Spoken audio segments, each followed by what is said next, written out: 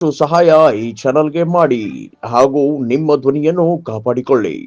Notification ಈಗ ಮಾಡಿದ್ದ ನಿಶ್ಚಿತವಾಗಿ ಹೌದು, ಇನ್ನೊಂದು ಏನೂ ಇರಬಹುದಿಲ್ಲ. ಇದನ್ನು ನಾವು ಮಾಡಿಬಿಟ್ಟೆವಪ್ಪ ಅಂದ್ರೆ ಮುಂದೆ ಬಂದವ್ರಿಗೆ ಅದ್ರದ್ದು ಮಾಡಲೇಬೇಕಂತ ಅನಿವಾರ್ಯತೆ ಬರ್ತದೆ ಅಂತೇಳಿ. ಯಾಕಂದರೆ ದುಡ್ಡು ಹೂಡಿದಂಥವರು ಒಪ್ಪಂದ ಆಗಿರ್ತಾವೆ, ಒಪ್ಪಂದ ಮೀರಿ ನಡೆಯುವಂಥದ್ದು ಸಾಧ್ಯ ಆಗುವುದಿಲ್ಲ ಅನ್ನೋದು ಈಗಾಗಲೇ ಕನ್ಫರ್ಮ್ ಇದ್ದಂಥ ವಿಷಯ.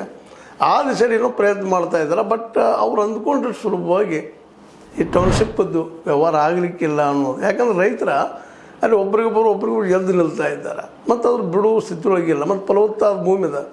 ಎಲ್ಲರೂ ಇವತ್ತು ವಿಶೇಷವಾಗಿಂತ ಎಲ್ಲರೂ ಎದ್ದು ಕಾಣುವಂಥ ವಿಷಯ ಆಗಿದೆ. ಹೌದು ಬಿಡಪ್ಪ, ಬಂಜರ್ ಭೂಮಿ ಇದಾವೆ, ಮತ್ತೇನದು ಏನು ಬೆಳೆಯಲಾರದ ಭೂಮಿ ಇದೆ ಆಗ್ಬೋದು ಅನ್ನೋಂಥದ್ದಿಲ್ಲ. ಮತ್ತು ಅದು ಬೆಂಗಳೂರಿನ ಅತ್ಯಂತ ಸಮೀಪದಲ್ಲೇ ಅದರ ವಿಸ್ತರಣೆಯಲ್ಲೇ ಬರುವಂಥದ್ದು. ಈಗ ರೆಡ್ ಝೋನು ಮಾಡಿದ್ದಾರೆ ಹಿಂದೆ, ಇದೇ ನಮ್ಮ ಕುಮಾರಸ್ವಾಮಿಗಳು.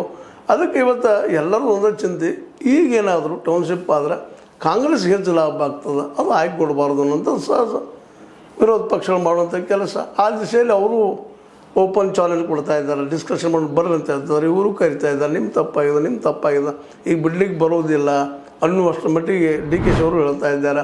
ನಮಗೆ ಜೈಲು ಆಗ್ತದಪ್ಪ, ನಾವು ಬಿಟ್ಟು ನೀವೆಲ್ಲ ಹಿಂದೆ ಮಾಡಿದಿರಿ, ಬ್ಲ್ಯಾಕ್ ಬರೋದು ನಮಗೆ ಅನ್ನೋ ಹಂಗೆ ಇವರು ಮಾತಾಡ್ತಾ ಇದ್ದಾರೆ. ಅಂದ್ರೆ ನಿಮ್ಮ ತಪ್ಪದ, ನಾವು ಇದನ್ನು ಅನಿವಾರ್ಯ ಮಾಡಬೇಕಾಗಿದೆ ಅನ್ನುವಂಥ ಮಾತನ್ನು ಡಿ ಕೆ ಶಿ ಅವರು ಅವ್ರ ಮೇಲೆ ಆಗ್ತಾ ಇದ್ದಾರೆ.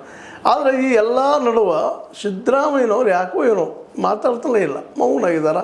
ಕೇರಳಕ್ಕೆ ವಿಶ್ರಾಂತಿಗೆ ಹೋಗಿದ್ದಾರೆ, ಯಾಕೆ ಏನು ಅನ್ನೋ ಸಹಿತ ಇವತ್ತು ಚರ್ಚಾ ವಿಷಯ ಆಗಿದೆ. ಒಂದು ಕಡೆಗೆ ಡಿ ಕೆ ಶಿ ಅವ್ರಿಗೆ ವಿಶೇಷವಾಗಿ ಆ ಬಿಡದಿಯನ್ನು ಹೇಗಾದರೂ ನಾವು ಯಶಸ್ವಿ ಮಾಡ್ಕೋಬೇಕು ಟೌನ್ಶಿಪ್ ಅನ್ನೋದಿದ್ರೆ, ಇನ್ನೊಂದು ಕಡೆಗೆ ಇದ್ರ ಬಗ್ಗೆ ನಮಗೇನು ಸಂಬಂಧ ಇಲ್ಲಪ್ಪ ಅನ್ನುವಂಗೆ ಮೌನವಾಗಿ ಕೇರಳದ ಕಡೆ ಸಿದ್ದರಾಮಯ್ಯರು